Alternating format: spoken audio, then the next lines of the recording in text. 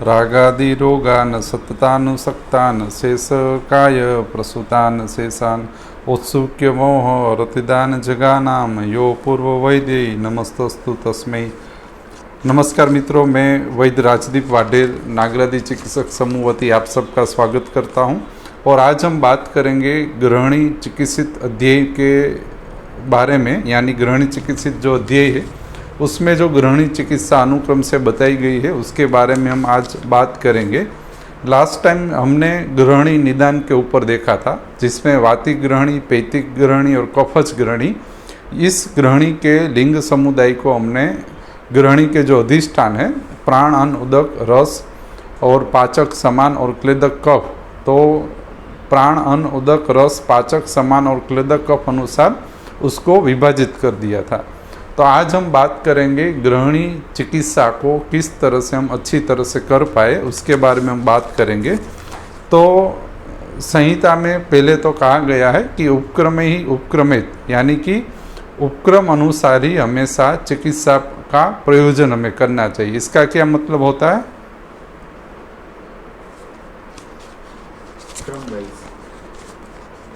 इसका उपक्रम ही उपक्रमित का क्या मतलब होता है?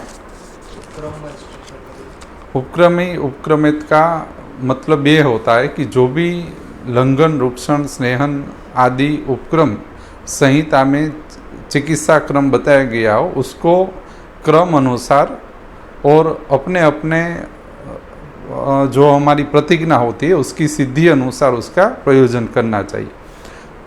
आप यदि गृहिणी चिकित्सित अध्यय का आप अध्ययन करें तो उसमें भी सक्रम अनुसार गृहिणी चिकित्सा शुरू करने से पहले प्रथम चिकित्सा अनुबंध बताया गया है। साम गृहिणी निदान करके उस साम गृहिणी में किस तरह से हमें चिकित्सागामी अनुबंध करना चाहिए।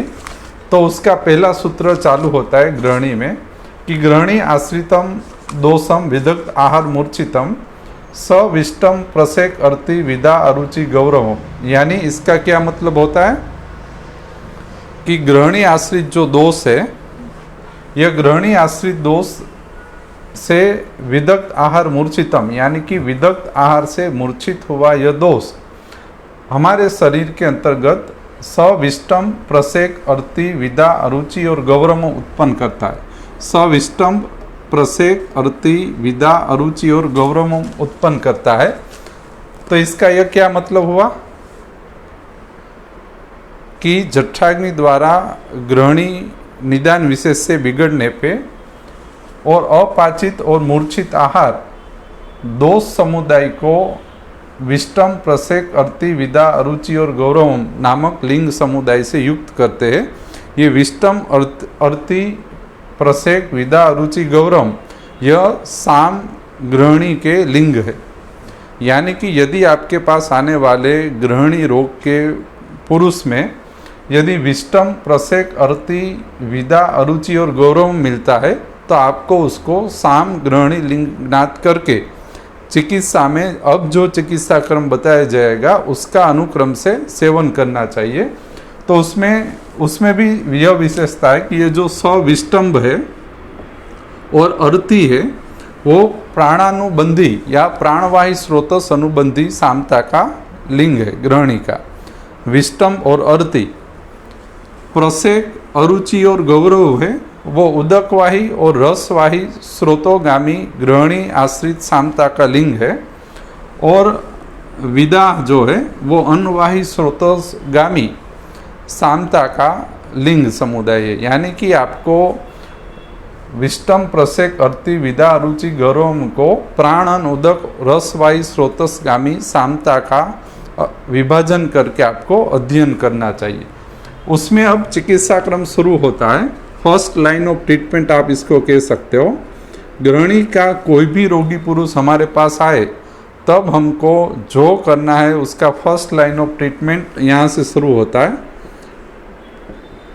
इसमें बताया गया है कि सुखोष्णेन अंबु उद्धारियेत, यानी कि आमाशय की संशुद्धि करवाए।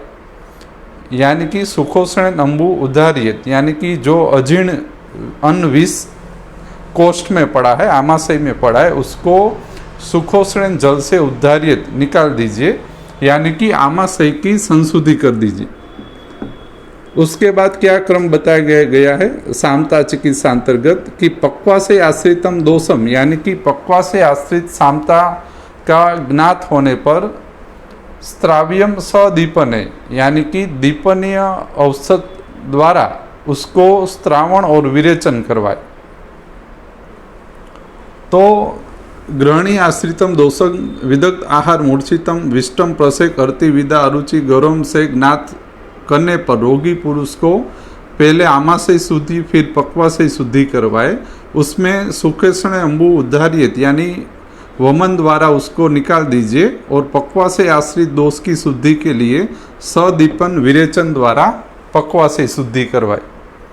तो यह चतुष प्रकार संशुद्धि विपाशा मारुत उपवास पाचन व्यायाम चेती लंघनम, जो 10 प्रकार के लंघन है उसमें चतुष प्रकार संशुद्धि में से वमन और विरेचन द्वारा आमाशय पक्वाशय की तुरंत शुद्धि करने की यहाँ पे बात कर दी गई है।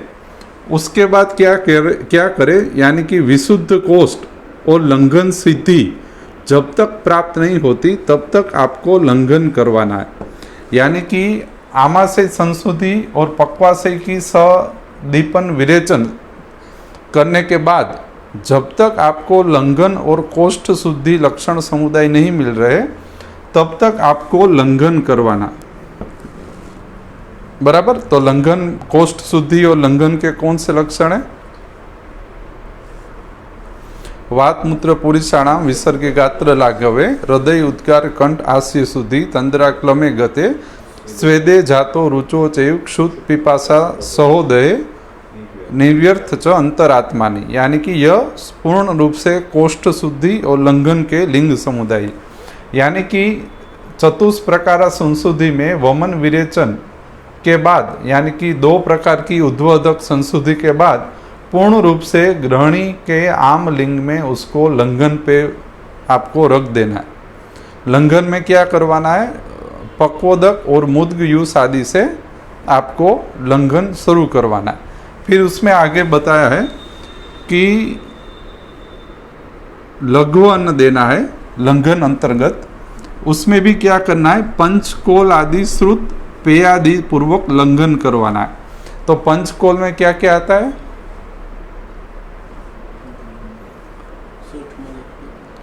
पिपली, पिपली मूल, चव्य, चित्रक, शुंठी। तो ये पंचकोल द्रव्य जो है उससे आपको पेयादि को सिद्ध करके लंघन आपको करवाना है, बराबर। और उसमें भी रस प्रधान आम पाचक योग आदि का उपयोग करना चाहिए। लंघन में पंचकोल आदि सिद्ध यूज सेवागु का उपयोग करना है और आम पाचक योग द्वारा ग्रहणी चिकित्सित में प्रथम लाइन ऑफ ट्रीटमेंट चालू होती है। आम पाचन और लंघन करवाने द्वारा फर्स्ट लाइन ऑफ ट्रीटमेंट यहाँ शुरू होती है। तो उसमें अंत शुद्धि, उसके बाद लंघन, लंघन में बाद जब आपको यूज सेवागु आदि देना पड़े तब पंचकोल द्वारा ही आपको पेया देनी है, लघुअन, और रस प्रधान आम पाचक योग आपको देने, बराबर। तो कौन कौन से आम पाचक योग आपको ग्रहणी चिकित्सित में देने चाहिए उसके बारे में बात करेंगे। और पंचकोल श्रुत पेया, यानी कि पेया आदि को अच्छी तरह से पंचकोल से पकाने के बाद, श्रुत करने के बाद ही आपको रोगी पुरुष को देनी चाहिए। दूसरा, जब आम जो है और ग्रहणी है या जठराग्नि है, जठराग्नि हो, आम हो या ग्रहणी, उस ये मुख्य रूप से प्रारंभिक स्थिति में कसाई प्रधान रहते।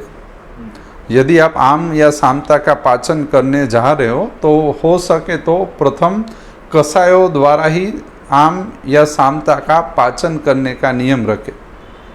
कसाई सामता का या आम का जल्दी से पाचन करती है, कसाई कल्पना, क्वात कल्पना, बराबर। इसीलिए यहाँ लिखा है कि पंचकोल श्रुत पेयादि का उपयोग करें। अब मान लो गृहिणी में आपने लंघन चालू करवा दिया, पंचकोल आदि पेयादि का उपयोग करवा रहे हो और आपकी संशुद्धि भी आपने चतुष प्रकार संशुद्धि भी करवा दी है, तो अब आपको दोष अनुसार आम पाचक योग कौन कौन से चयन करने चाहिए उसके बारे में आपको सोच के आगे बढ़ना है। जो संहिताकार ने भी बताया कि दोष अनुसार आम पाचक योगों का उपयोग करें, तो उसका कौन सा नियम है। इसके बाद क्या आता है कि भाई दोष अनुसार भिन्न भिन्न ग्रहणी और योगों का संहिता में उल्लेख बताया गया है। तो मान लो वातिक ग्रहणी रहेगी तो वातिक ग्रहणी में 5 योगों का उल्लेख आएगा, पैतिक ग्रहणी में 4-5 योग आएंगे। तो उस 4-5 योग में से हमें कौन सा योग चयन करना है वो हम किस तरह से तय कर पाएंगे। आप समझे मैं क्या कहना चाहता हूँ। आप मान लो कफज ग्रहणी में 5 योग लिखे होंगे, पैतिक ग्रहणी में भी 5 योग लिखे होंगे, तो आप किस आधार पे निश्चित योग चयन अपने रोगी पुरुष के लिए कर पाओगे। उसका कोई नियम है योग चयन का। दोष तो फिक्स है कि भाई ये वातिक ग्रहणी, ये पैतिक ग्रहणी, ये कफज ग्रहणी, लेकिन उसमें भी विकल्प दिए कि 5 विकल्प इसमें है, पैतिक में भी 5 है, कफज में भी 5 विकल्प दिए। तो ये विकल्प में से कौन सा औषध जो पिशक का रूप धारण करेगा वो किस तरह से तय होता है।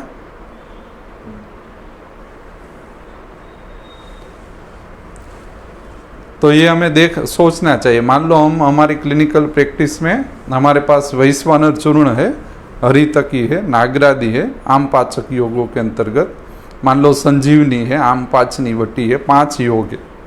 हमारे पास आने वाले रोगी पुरुष में इन 5 में से कौन सा आम पाचक योग हमें तय करना चाहिए, उसका आधार आपको कुछ बनाकर आगे बढ़ना होगा, तभी आप निश्चित और सटीक चिकित्सा कर पाओगे। तो उस निश्चितता को हम किस तरह से प्राप्त कर पाए, किस आधार पर निश्चित योगों का हम चयन करते हैं, उसके बारे में हम इस ग्रहणी चिकित्सित अध्याय में और आगे देखेंगे। तो पहले तो इसमें पूर्ण रूप से लंघन, पंचकोल आदि, युज, श्रुत, पेय आदि आम पाचन करवाना है आपको और यहाँ पे लंघन उपक्रमों का उपयोग करना है। तो इसमें भी रस प्रधान आम पाचक योग दे। ग्रहणी के यहाँ पे 3 विभाग हमने बता दिए हैं। एक तो वातिक ग्रहणी और वो जो सामता से युक्त हो, पैतिक ग्रहणी जो सामता से युक्त हो, और कफज ग्रहणी जो सामता से युक्त हो। यानी कि वात पित्त कफज द्वंद्वज और सन्निपातज ग्रहणी का रोगी आपके पास आता है और यदि वो सामता से युक्त है तो दोष अनुसार आप उसमें आम पाचक योगों में भिन्नता कर सकते हो। तो उससे क्या होता है कि आम और सामता और दोष अनुसार सामता का पाचन त्वरितता से, योग्य रूप से और अच्छा होता है, बरोबर। तो इसमें साम वात दोष में आपको पाचक योग कौन सा लेना चाहिए, तो संहिता में लिखा है नागर, अतिविष, मुस्त आदि श्रुत कसाई योग आपको साम पाचन हेतु साम सविशेष वात दोष में उपयोग करना चाहिए। कौन सा इसमें आता है, नागर, अतिविष, मुस्ता आदि श्रुत कसाई योग देना चाहिए, जिसको आप सिंपल हमारा जो नागरादि योग है ये इसी का नज़दीक का योग है हमारा, तो वो आप इसमें यूज़ कर सकते हो। दूसरा इसमें लिखा है कि यदि सशूल वातिक ग्रहणी में सशूल और वेदना की स्थिति हो तो यही नागर, अतिविषा, मुस्ता का योग सहरित की आपको देना चाहिए। यानी कि यह भी हमारा नागरादि का ही योग की नज़दीक की स्थिति है। दूसरा इसमें चित्रकादि वटक, इसमें चित्रक, सूंठी, हिंगू, अजमाइन, सेंधा ऐसा चित्रकादि योग संहिता में बताया गया है। तो आप वातिक दोष वाली सामता में नागरादि, नागर, अतिविष, मुस्ता का श्रुत कसाई, चित्रकादि वटक जिसमें चित्रक, अजमाइन, हिंगू, सेंधा आदि का योग है वो आप यूज़ कर सकते हो। और एक कलिंग आदि भी है, लेकिन वो इसमें ये मुख्य रूप से नागर और चित्रक आदि वटक ही इसमें काम करेगा। दूसरा हम हमारे जो पास योग है इसमें वैश्वानर चूर्ण भी इसमें यूज़ कर सकते हैं सामते का पाचन के हेतु। वातिक सामता में पाचन हेतु वैश्वानर चूर्ण का भी हम उपयोग कर सकते हैं। तो नागरादि, चित्रकादि और वैश्वानर चूर्ण वातिक ग्रहणी में सामता पाचन हेतु हमें उपयोग करने से सटीक परिणाम मिलेगा। दूसरा, पैतिक सामता में संहिता में बताया है कि यहाँ पे जो नागर अतिविष मुस्ता है उसमें वत्सक, परपटक आदि 2-3 द्रव्य इसमें बढ़ जाते हैं, उसको तंडुलोदक के साथ सिद्ध करके आपको पैतिक सामता में पाचन हेतु देना है। तो नागर, अतिविषा, मुस्ता, वत्सक, परपटक आदि को तंडुलोदक के साथ सिद्ध करके पैतिक सामता में सामता पाचन हेतु दोष अनुसार रस का यहाँ पे चयन किया गया है संहिताकार में, जिससे रस के कषायत्व से सामता का पाचन अच्छी तरह से हो। तो रस का कषायत्व यहाँ निर्माण करने की प्रक्रिया, यह कषाय कल्पना इसको कहते हैं। तो निश्चित कषायत्व उत्पन्न करने द्वारा सामता पाचन की यहाँ पे प्रक्रिया संहिताकार ने बताई है कि नागर, अतिविषा, मुस्ता, वत्सक, परपटक आदि सिद्ध तंडुलोदक पित्तगामी असर करता है, पित्तग्न असर करता है, इसलिए तंडुलोदक का यहाँ पे उल्लेख है, उसके द्वारा सामता का पाचन करना चाहिए। दूसरा, कलिंग आदि चूर्ण का संहिताकार ने उल्लेख दिया हुआ है, जिसमें इंद्रजव, सूंठी, हरितकी और दूसरे 1-2 द्रव्य लिखे, मुस्ता आदि। तो आपको कलिंग आदि चूर्ण का भी पैतिक सामता यानी ग्रहणी में आपको दोष पाचन हेतु उपयोग करना चाहिए। लेकिन मान लो यदि आप वातिक सामता का रोगी पुरुष आपके पास आ रहा है और उसमें आप कलिंग आदि चूर्ण दे रहे हो, तो मान लो यह सामता, वात दोष की सामता का पाचन अच्छी तरह से यहाँ होगा नहीं, या इसको आप असम्यक रूप से होगा, तो आपको सिद्धि मिलने के, परिणाम मिलने के जो वो है वो आपका कम हो जाएगी। तो परिणाम मिलने के लिए और चिकित्सा सिद्धि मिलने के लिए निश्चित योग चयन और वैज्ञानिक योग चयन अति आवश्यक है। तो वातिक सामता में आप कलिंग आदि चूर्ण की वजह यदि आप नागरादि, चित्रक आदि और वैश्वानर चूर्ण द्वारा सामता का पाचन करते हो तो वो ज़्यादा अच्छी तरह से सामता का पाचन होगा।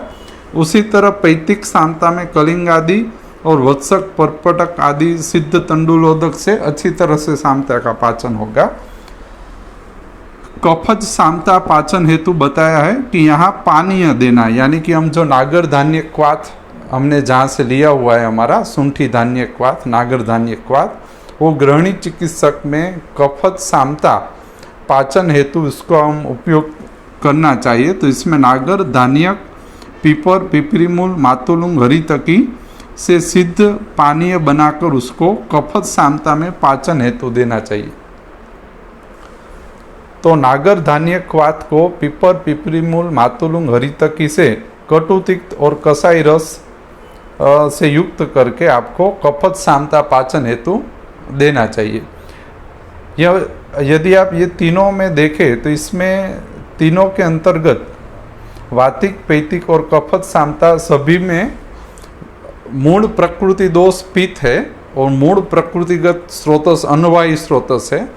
इसीलिए यदि आप यह गृहिणी चिकित्सक के योगों का अध्ययन करेंगे तो यह सभी योग मुख्य तरह से लंघन, दीपन पाचन, दीपनीय और संग्रहणीय अधिकार वाले ही योग है। तो यह जो कफज सामता पाचन में भी मातुलुंग आदि का उपयोग किया हुआ है, यह सब दीपनीय और संग्रहणीय स्थिति उत्पन्न करने हेतु ही इसमें प्रयोजन किया गया है। और ये कफज सामता पाचन में भी आप कलिंग आदि चूर्ण का उपयोग कर सकते हो, यानी इंद्रजव, सुंठी, हरितकी, मुस्ता आदि का योग है कलिंग आदि चूर्ण, इसका भी आप कफज सामता पाचन हेतु उपयोग कर सकते हो। लेकिन यदि आप कफज सामता पाचन हेतु यह नागरादि और वैश्वानर चूर्ण दे रहे हो तो उतना परिणाम नहीं आएगा जितना कलिंग आदि चूर्ण और नागर धान्यक, पीपर, पिपरीमूल और हरितकी क्वाथ से आएगा। दूसरा, इसमें चित्रक आदि वटक भी आप यूज़ कर सकते हो। चित्रक आदि वटक है वो भी आप कफज सामता पाचन हेतु उपयोग कर सकते हो। तो यह सामता पाचन हेतु ही 4 से 5 योग संहिता में बताए गए हैं संहिताकार में, वो दोष अनुसार सामता का विभाजन करके आपको यदि निश्चित पाचक योग आप लोगे तो ज़्यादा अच्छा परिणाम आएगा और अच्छी तरह से पाचन होगा। इसमें संजीवनी द्वारा पाचन नहीं लिखा है, यानी कि आपको रस प्रधान आम पाचक योगों द्वारा ही आपको सामता का यहाँ पाचन करवाना है। तो ये आप अच्छी तरह समझ गए। दूसरा,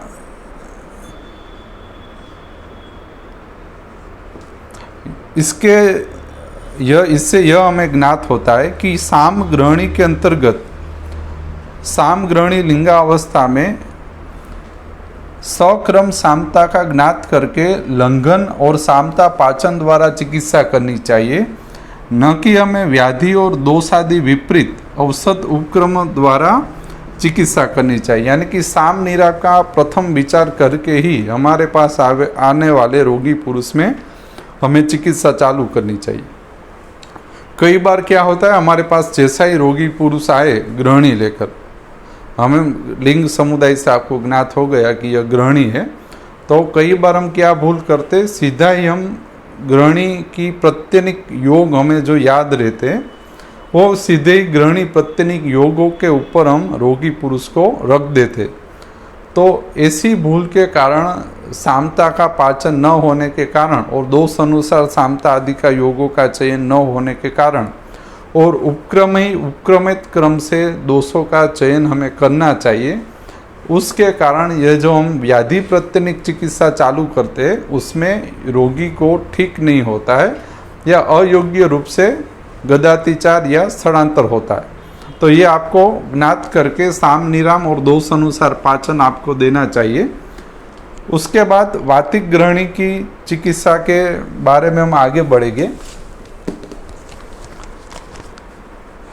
मान लो ये शाम तक आप पाचन करवा रहे हो, आप पंचकोल आदि पेयादि पे आपने रोगी पुरुष को रखा हुआ है, लंघन और आम पाचक योग आप दे रहे हो और लंघन और कोष्ठ शुद्धि आपको सम्यक लंघन लिंग आदि आपको मिल गए हैं, तब आपको क्या करना है, तो वातिक ग्रहणी के अंतर्गत सक्रम इसमें लिखा है कि दीपन युक्त सर्पी पान अल्पांश में करवाए।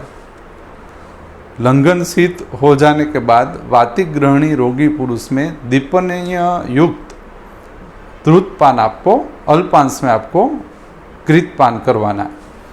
दूसरा, संदुक्षेत अग्नि सप्तवीण मूत्रादि निरुयत, यानी कि अग्नि संदूषण हो जाने के बाद वीण मूत्र आदि को निरोण करवाने यानी निरुबस्ती देनी आपको रोगी पुरुष में।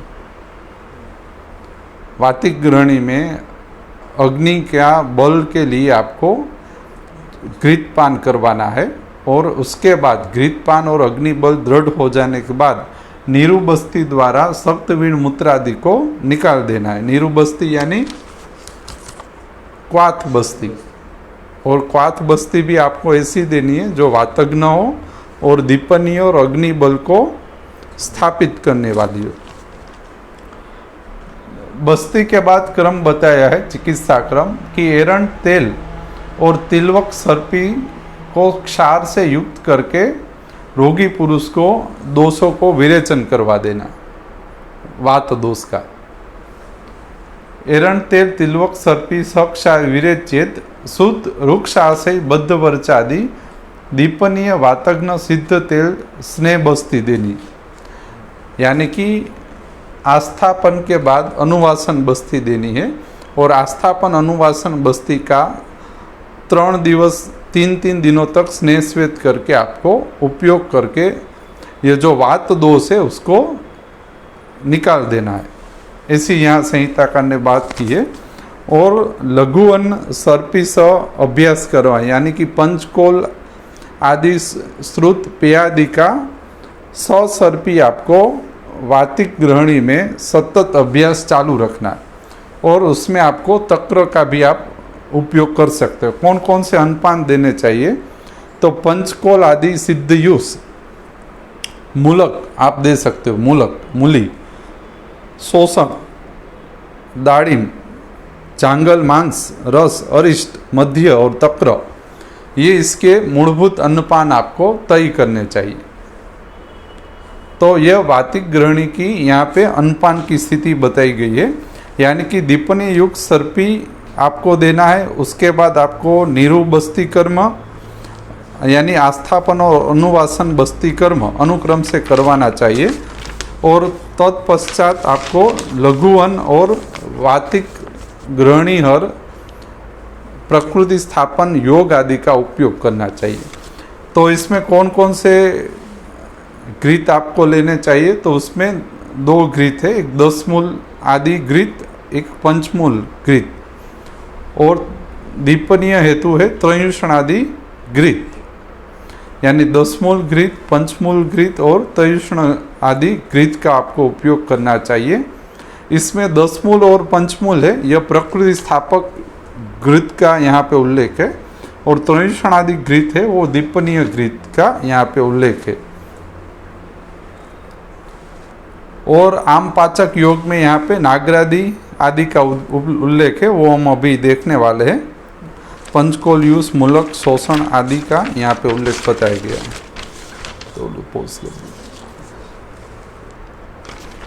तो आज हम वही वातिक ग्रहणी के बारे में हम आगे देख रहे हैं।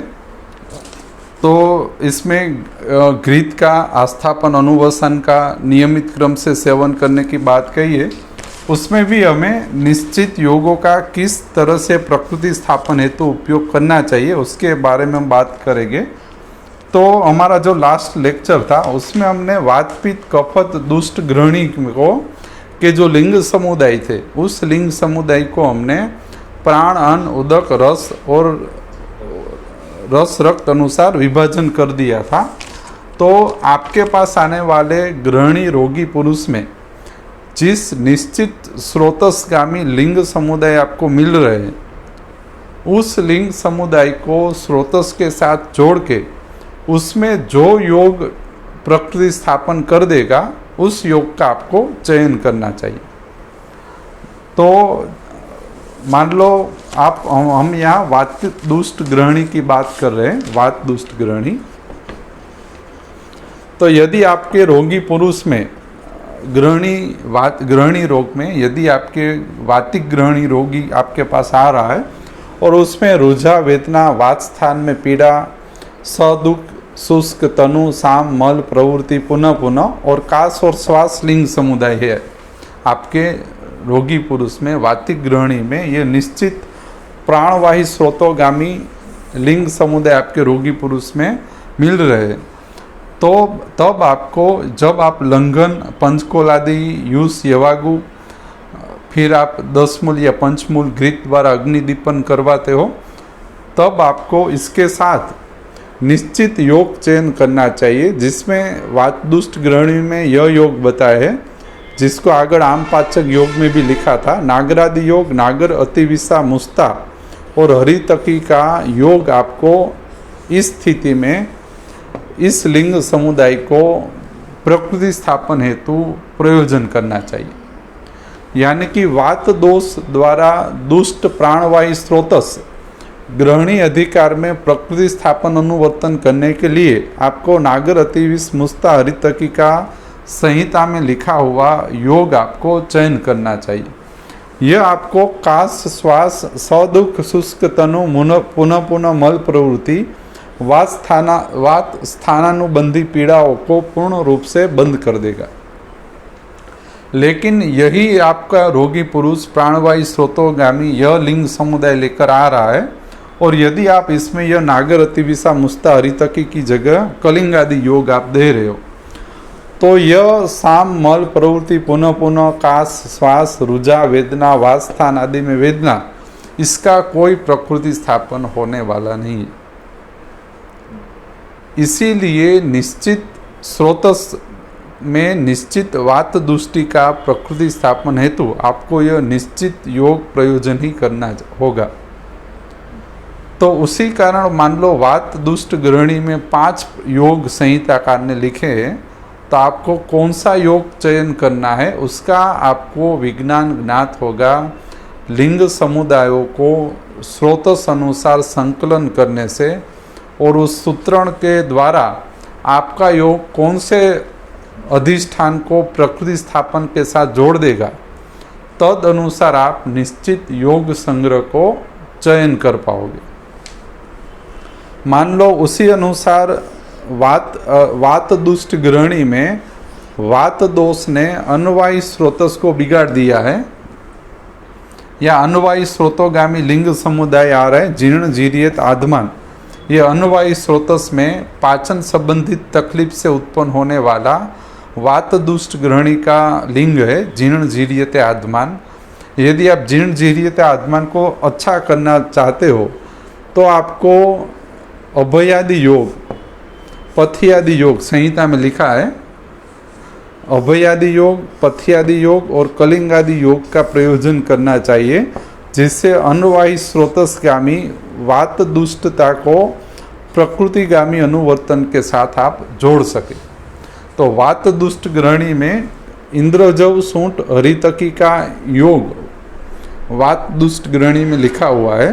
तो ये इस कलिंगादि योग को यदि आप जीर्ण जीरियत आधमान में देते हो तो यह अच्छी तरह से जीर्ण जीरियत आधमान को प्रकृतिगामी अनुवर्तन के साथ जोड़ेगा। लेकिन यही कलिंगादि योग काश्वास आदि को, पुनः पुनः मल प्रवृत्ति आदि को, यानी कि प्राणवायु स्रोतसगामी लिंग समुदाय को प्रकृतिगामी अनुवर्तन के साथ नहीं जोड़ पाएगा। लेकिन अनुवायी स्रोतोगामी वात दुष्टता को यह अपने कर्म अनुवर्तन से प्राकृतिकता के साथ जोड़ जाएगा। तो कलिंगादि योग हम यूज कर रहे हैं, नागरादि चिकित्सक समूह कलिंगादि योग का अच्छी तरह से यूज करता है। पथ्यादि और अभ्यादि का भी हम यूज करते हैं, लेकिन पथ्या और अभ्या में इतने, यदि आप इसके कंटेंट देखो तो हरितकी प्रधान है इसमें, पथ्या और अभ्या में।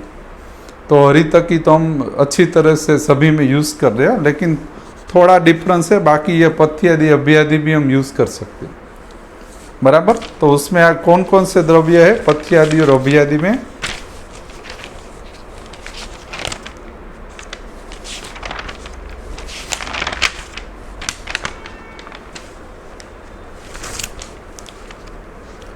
पथ्यादि में है पथ्या, सोवरचल, अजमोद और जीरू पथ्यादि में। और अभ्यादि में अभ्या, पिपली मूल, पाठा, सुंठी, चित्रक और वत्सक, बरोबर। तो एक कलिंगादि योग आप यूज कर सकते हो। दूसरा आता है उदक वायु और रसवायु स्रोतस। यदि वात दुष्ट ग्रहणी में वात दोष में उदक और रसवायु स्रोतस को दुष्ट कर दिया है, वात दोष ने उदक और रस को दुष्ट कर दिया है, तो लिंग उत्पन्न हो गए कंठ, आस्य, शोष, तृषा, रद पीड़ा, मनस सदन और वृद्धि सर्वे रसाना। ये सभी वातिक ग्रहणी के ही लिंग है, लेकिन उदक और रस वायु स्रोतोगामी है। तो वातिक ग्रहणी के उदक रस वायु स्रोतस को गामी ये लिंग समुदाय को यदि आप ठीक करना चाहते हो तो आपको देना होगा पिपल आदि चूर्ण योग और मरीच आदि चूर्ण योग। यह भी वातिक ग्रहणी के ही योग है। लेकिन यदि आप पिपल आदि चूर्ण योग और मरीच आदि चूर्ण योग उदक और रसवायु स्रोतस में वात दुष्ट ग्रहणी का समुत्थान को नष्ट करके प्रकृति स्थापन अनुवर्तन करेगा। यदि आप कलिंगादि योग उदक और रसवायुगत कंठास्य, शोष, तृषा, रथ पीड़ा, मनस्सदन, वृद्धि सर्वे रसानाम यूज करते हो तो यह इतना सटीक तरह से ठीक नहीं कर पाएगा जितना पिपल आदि और मरीच आदि योग ठीक करेगा। तो संहिता में वातिक ग्रहणी में, पैतिक ग्रहणी में और कफच ग्रहणी में 4 से 5 योग एक ग्रहणी के अंतर्गत बताए गए हैं। तो आपको किस तरह से चयन करना चाहिए उसका ही मैं यहाँ पे उदाहरण आपको दे रहा हूँ कि पिपल आदि, मरीच आदि उदक और रस के अंतर्गत प्रकृति स्थापन कर देगा। कलिंगादि योग संग्रह अनुवायु स्रोतस में प्रकृति स्थापन कर देगा और नागरादि योग संग्रह प्राणवायु स्रोतस में प्रकृति स्थापन अनुवर्तन आपको कर देगा। सर वातज ग्रहणी में पॉसिबल है कि प्राण और अन्न बे हारे होय? हाँ, कलिंगादि देવાનું નહીં દેવાનું? प्राण અને અન્ન ભેગા હોય તો કલિંગાદि योग અને નાગરાदि બે ભેગા દઈ દેવાય। कलिंगादि और नागरादि साथ में आप दे सकते हो। आप समझे? मान लो आपको यह दिख रहा है कि अन्नवाही और उदक साथ में, तो आप कलिंगादि और पिपली आदि का मिश्र योग तय करके आप दे सकते हो। जब आपको एक से ज़्यादा स्रोत देखने को मिल रहे हैं तब आप एक से ज़्यादा योगों का संग्रह आप यूज़ कर सकते हो, और सभी ग्रहणी और होने के कारण एक दूसरे को क्रॉस नहीं करेंगे, बराबर, क्योंकि अल्टीमेट ग्रहणी हरता उत्पन्न होने वाली है। इसलिए कभी यदि आपने कलिंग आदि और पीपल आदि साथ में दिया तो ये एक दूसरे को क्रॉस नहीं करेंगे, प्रकृति स्थापन ही करेंगे, बराबर। तो उसी तरह आ रहा है पित्त दुष्ट ग्रहणी। तो पित्त दुष्ट ग्रहणी में कौन सी चिकित्सा करने की बताइए? पित्त दुष्ट ग्रहणी में यदि आप पढ़े तो लिखा है कि लंघन आदि द्वारा, यानी जब आपने साम निराम पाचन किया पंचकोल आदि यूज द्वारा, तो लंघन आदि द्वारा उत्कृष्ट पित्त को विरेचन यानी कि निर्युत या वमन वा यानी कि विरेचन और वमन द्वारा आपको उसको निकाल देना है। पित्त को, उत्कृष्ट पित्त को कौन कौन से अन्नपान देने चाहिए? तो अविदाही अन्नपान, जो अन्नपान अविदाही हो ऐसे अन्नपान देने चाहिए। बोले जी कौन अविदाही अन्नपान कौन से है?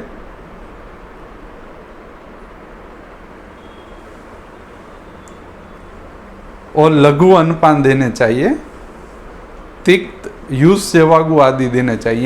याना कि यहाँ पे जो अन्नपान है वो निश्चित कषायत्व के साथ हो गए, यानी कि तिक्त कषाय और स्वादु तिक्त कषाय द्वारा पित्तघ्न जो रस है तद अनुसार इसमें आपको अन्नपान तय करने चाहिए। तिक्त अविदाही, लघु तिक्त युष सेवागु आदि, और दीपनीय और ग्राही यानी कि दाड़िम आम्ल से सिद्ध किए हुए देने चाहिए, और तिक्त अन्नपान आपको देने चाहिए। तो तिक्त अन्नपान बोलिए जी, 2-3 उदाहरण दीजिए तिक्त अन्नपान के।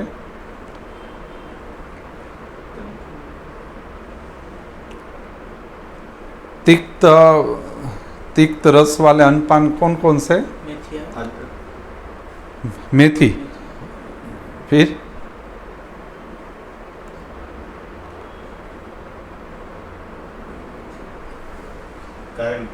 करेला, मेथी, परवल, अन्न मान लो तिक्त रस नहीं है, मान लो आप समझो, तो आपको क्या करना है? तिक्त रस साधित योग से उसको पका कर देना है, बराबर। तो उसमें आप यहाँ पे संहिता में अभी आगे तिक्त रस वाले योगों का उल्लेख होगा, उससे आप सिद्ध कर सकते हो, बराबर। तो तिक्त रस सिद्ध अन्नपान देने चाहिए। दीपनीय और ग्राही यानी कि दाड़िम अम्ल से सिद्ध अन्नपान देने चाहिए, और तिक्त रस साधित युष सेवागु का उपयोग करना चाहिए। जो भी अविदायी हो और लघु हो ऐसे अन्नपान देने चाहिए। સાધિત કરવું આપણે એને મગભાત દાળ ભાત ખીચડી આપતા છે તો એને માનો કે આપણી પાસે ઇન્દ્રિયવાદી યોગ છે તો એનાથી સાધિત કરવું એટલે જે બનાવવામાં એનો યુઝ સાથે કરી શકાય કે બીજી રીતે કઈ કરવાનું अभी પાણી बराबर સાધિત કરીને अभी मान लो आप जो मूंग भात है या दाल भात है उसको आप तिक्त रस से साधित करना चाहते हो, बराबर। इसमें लिखा है तिक्त रस युक्त अन्नपान देना चाहिए।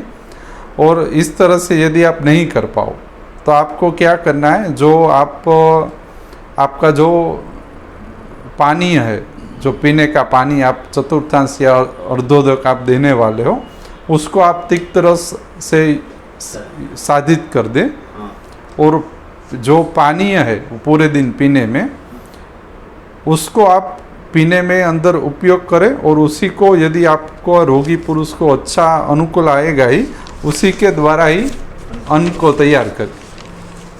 और मान लो ऐसी अनुकूलता नहीं आ रही, अन्न को यह तिक्त रस साधित, मान लो शुंठी धान्य क्वाथ जो है हमारा वो तिक्त रस साधित कटु तिक्त रस प्रधान रहता है, तो मान लो रोगी पुरुष नहीं ले पा रहा है ऐसा, तो आप उसको सिर्फ पानी ही दे, और अन्नपान अपथ्य अन्नपान आप रख के सिर्फ पानीय का उपयोग भी आप कर सकते हो। यानी कि पानीय से उसके रस का तिक्त रस अनुवर्तन हो जाएगा अपने आप समझे। शुंठी धान्य क्वाथ से जो भी आप मुद्ग का यूज रोगी को दे रहे हो, वो मुद्ग यूज अपने आप कटु तिक्त रस वाला ही हो जाएगा पानीय के कारण, जो पीने के अंदर हम सतत यूज करते हैं उसके कारण। और दूसरा है उस पानीय के द्वारा अन्नपान को सिद्ध करना। दो आपके पास विकल्प है। इसके अंतर्गत अग्निदीपन हेतु यानी कि लंघन पूर्वक अग्निदीपन हेतु चंदन आदि द्रुत और घृत और तिक्त घृत का उपयोग करना है। तिक्त घृत, महातिक्त घृत द्वारा अग्निदीपन आपको पैतिक ग्रहणी के अंतर्गत करवाना है।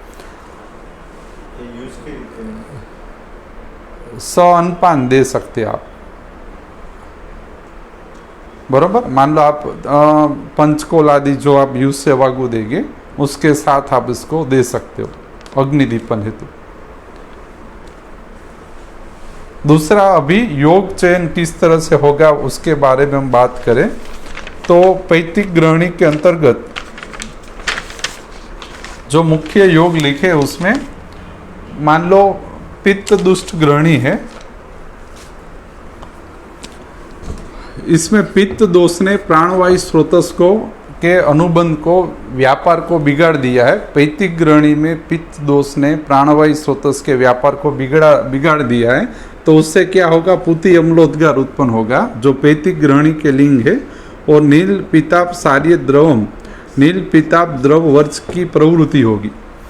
तो इसके लिए आपको कौन सा योग चयन करना चाहिए, तो इसी योग का यहाँ पे अलग स्वरूप बताया है कि नागरादि योग अतिविषा, बिल्व, मुस्ता और पाठा के साथ सिद्ध करके आप पैतिक ग्रहणी में प्राणवायु स्रोतस अनुबंधित अनुवर्तन ठीक करने के लिए प्रकृति स्थापन हेतु आप दे सकते हो, बरोबर।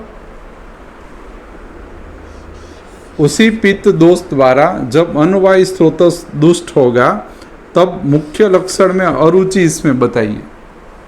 पैतिक ग्रहणी में एक लिंग समुदाय है अरुचि, जो अनवायु स्रोतस में भी उत्पन्न हो सकती है और रस में भी उत्पन्न हो सकती है। लेकिन मान लो अनवायु स्रोतसगामी अरुचि यदि रही है तो आपको नागरादि योग, ये जो नागरादि योग है उस नागरादि योग के साथ किरात, कटुतिक्त, कुटज, मुस्ता, चंदन और कटुकी का योग संहिता में बताया है, जो पूर्ण रूप से अनुवायु स्रोतस का प्रकृति स्थापनगामी अनुवर्तन शरीर में धारित करवाता है। तो पित्त दोष जब अनुवायु स्रोतस को बिगाड़ के अरुचि उत्पन्न करे तब आपको नागरादि, किरात, कटुतिक्त, कटज, मुस्ता, चंदन, कटुकी का योग आपको प्रकृति स्थापन हेतु देना चाहिए। और यदि मान लो ये योग आप नहीं दे रहे हो और अनुवायु स्रोतसगामी अरुचि है तो आपको पित्त दुष्ट ग्रहणी की यह अरुचि ठीक नहीं होगी। रोगी पुरुष आपको यह फरियाद करेगा ही कि उसको अरुचि अभी उसकी ठीक नहीं हुई, बरोबर।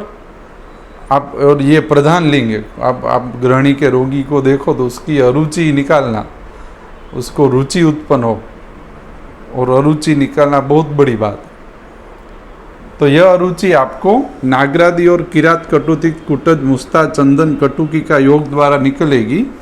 और यह योग यदि आप पठन करें तो हमारा जो इंद्रियवादी योग है उसकी नज़दीक का इसमें कंटेन है।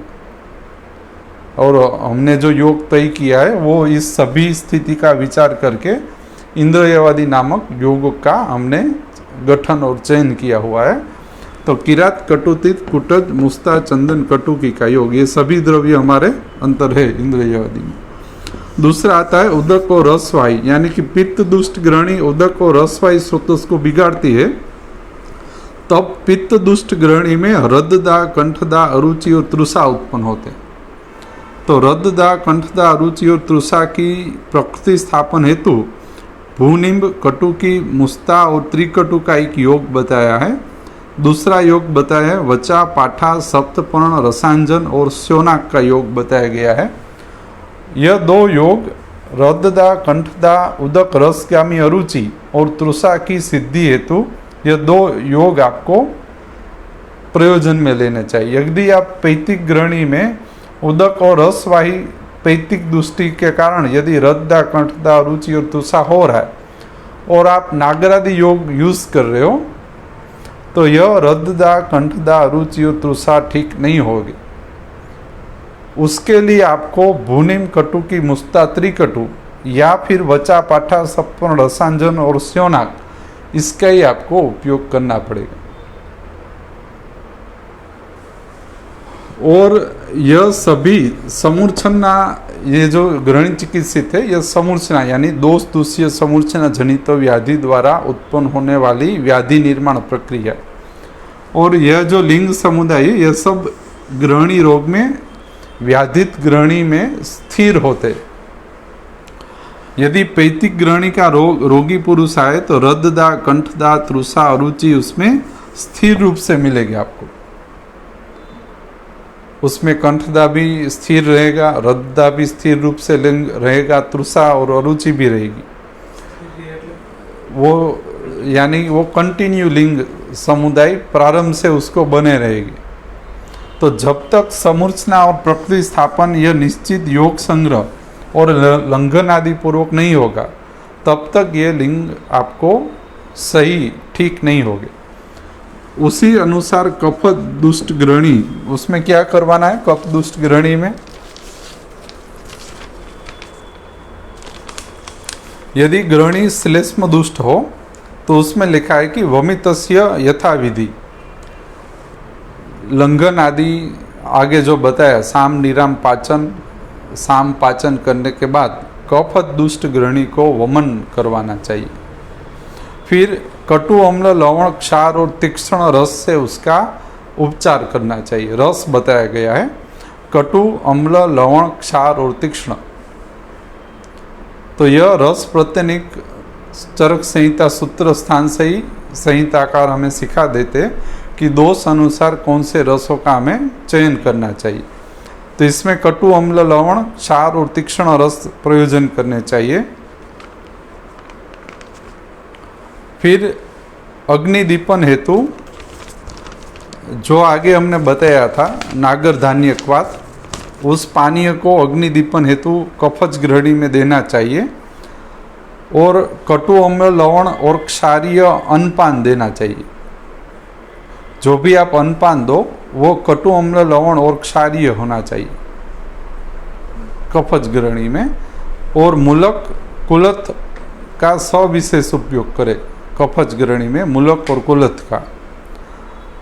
और हम क्या करते हैं, हम सविशेष ऐसे अन्नपान देने चाहिए। और यदि आप ना दे पाओ तो आपको क्या करना चाहिए? चरक संहिता सूत्र स्थान में कैसे बताए, पथ्य बताए ना, पथ्य सभी व्याधि में एक समान रूप लागू करने लायक पथ्य बताए ना सूत्र स्थान में। उस पथ्यों द्वारा आप यदि आप निश्चित अन्नपान तय नहीं कर पा रहे हो तो आप सिर्फ पथ्य ही दे, जो सभी रोग में, सभी मार्ग में एक समान पथ्य रूप है।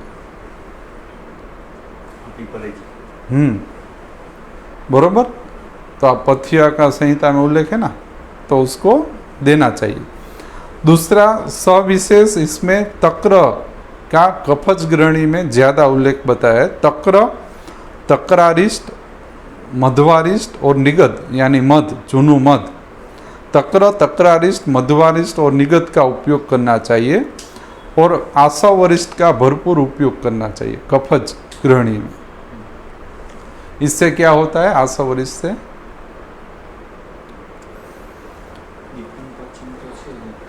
आसावरिष्ट से क्या होता है?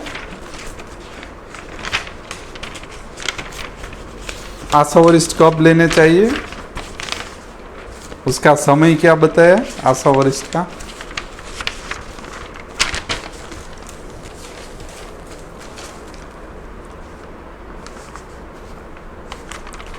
खाने के बाद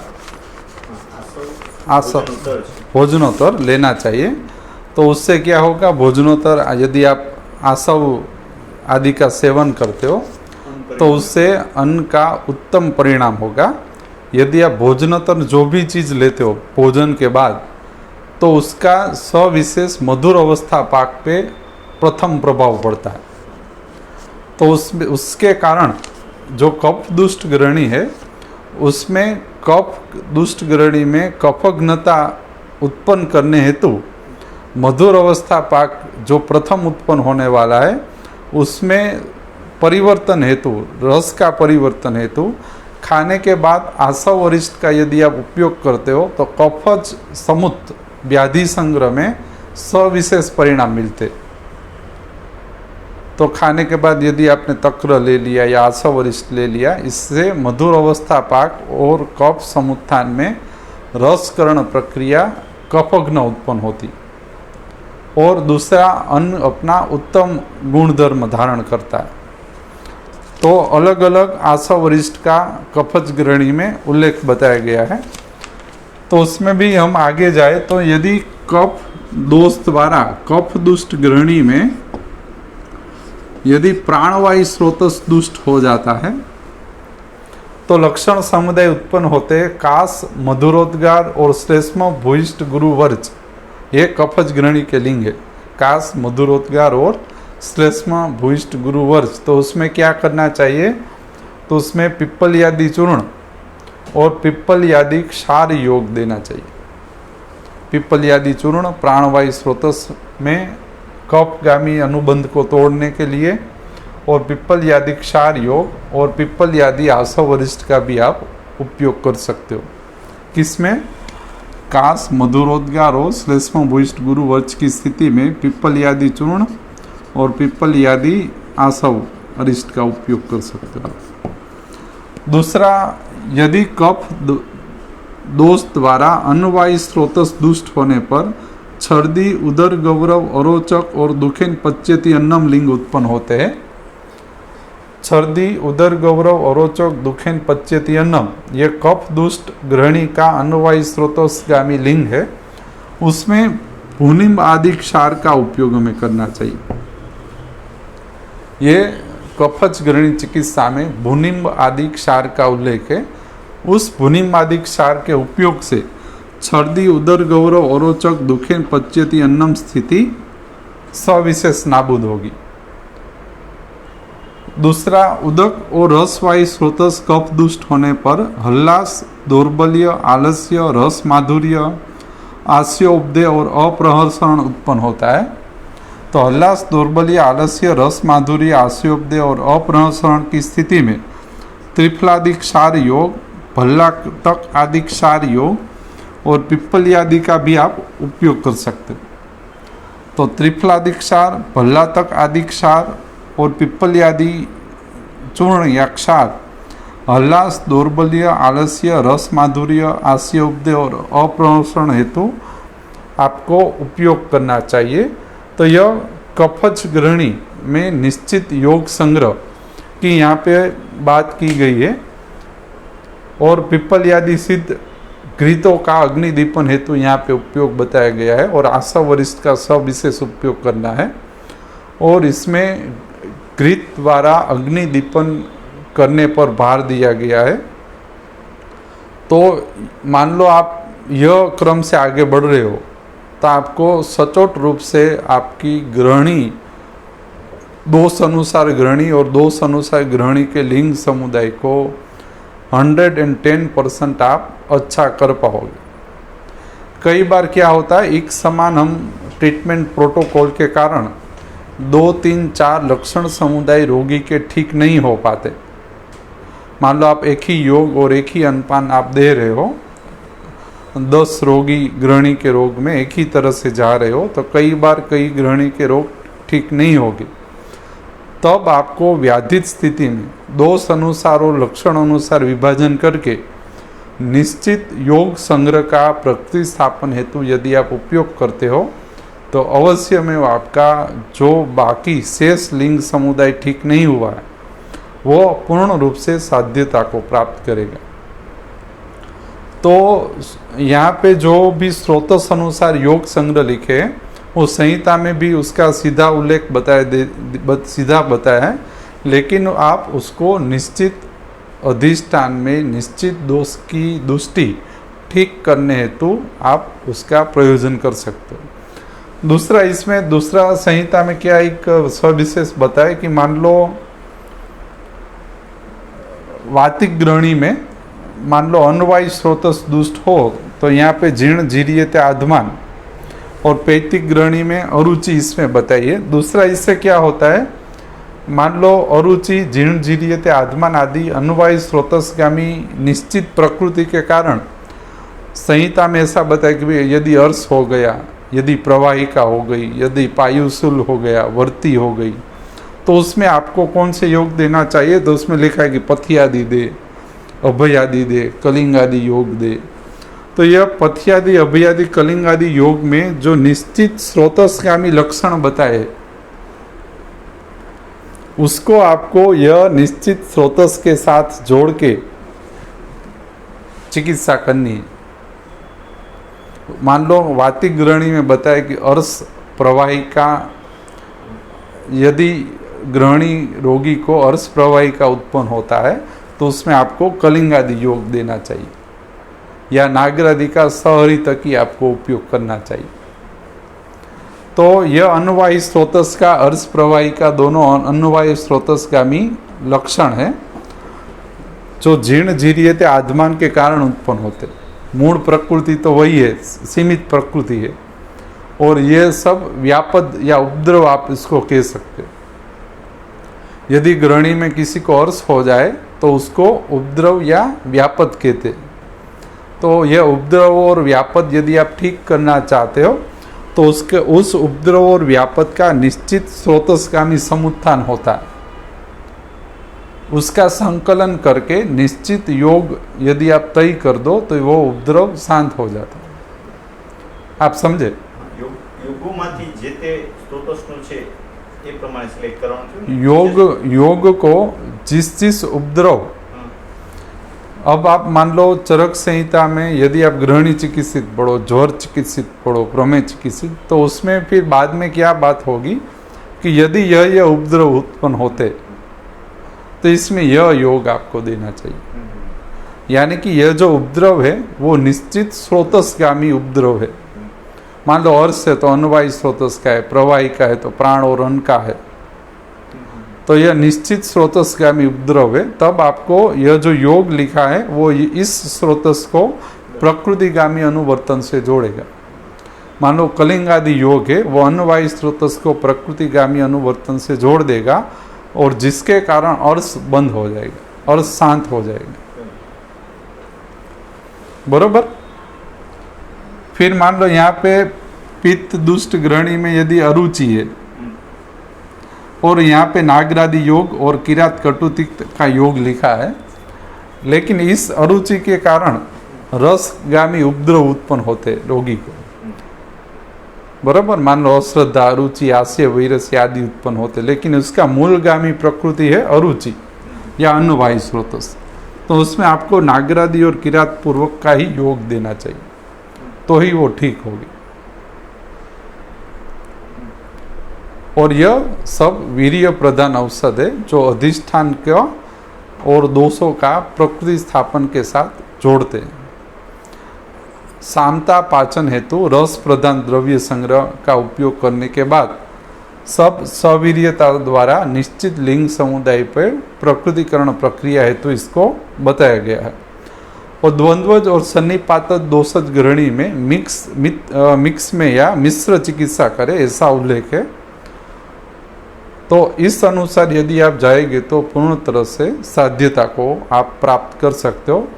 तो हम इसमें इंद्रियवादी योग यूज करते, लेकिन इसके साथ हम नागरादि, वैश्वानर, हरितकी, कलिंगादि आराम से यूज कर सकते।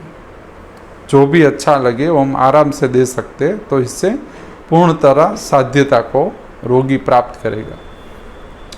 दूसरा, हमने यह दूसरी भी एक बात की थी कि जब हमारे पास रोगी पुरुष आ रहा है, मान लो ग्रहणी अनुसार हमने सारवार की और ग्रहणी पूर्ण तरह से साध्यता को प्राप्त कर गया और कोई भी लिंग अभी शेष नहीं रहा, तो फिर आपको अंत में प्रकृति स्थापन हो जाने के बाद भी पुनः यह ग्रहणी आदि या अन्वयी स्रोतस बिगड़े नहीं, इस कारण रसायन वाजीकरण का उपयोग आपको करना चाहिए। और सरल घरगथ्थू या तो हम सभी वैद्य सरलता से जिस रसायन को उपयोग कर सके, ऐसा यदि कोई रसायन है तो वो है हरितकी चूर्ण। आप हरितकी योग या तो व्याधि अनुसार दे दीजिए, या सिंपल हरितकी चूर्ण यदि आप व्याधि अनुसार विभाजन नहीं कर पा रहे हो तो सिंपल आप हरितकी चूर्ण का नित्य सेवन रोगी को करवाना चालू कर दे। मान लो 6 महीने का व्याधि हुआ है तो 6 महीने साल तक उसको हरितकी योग का सेवन करना है रसायन हेतु। मान लो 1 साल से संदिग्धवाद था तो अगले 1 साल तक प्रकृति स्थापन के बाद हरितकी चूर्ण का रसायन हेतु उपयोग करना। तो उससे क्या होगा, यह जो रोग का समूर्छन भेद हुआ है, प्रकृति स्थापन हुआ है, वो पूर्ण रूप से रसायनत्व को प्राप्त कर देगा और अपुनर्भव स्थिति में पहुंच जाएगा। तो सरल का सरल योग है हरितकी चूर्ण या कोई भी अच्छा हरितकी योग, लेकिन हरितकी चूर्ण ज़्यादा अच्छा है। आप दीर्घ काल तक या जितने काल का व्याधि रहा हो उतने काल तक आपको प्रकृति स्थापन या रसायन वाजीकरण हेतु उसका रसायन योग हरितकी का उपयोग कर दे तो आपका रोग अधिष्ठान और पुरुष में अपुनर्भत्व उत्पन्न हो जाएगा। तो ऐसी यह चिकित्सा मार्गदर्शन आपको उपयोगी होगा। Thank you.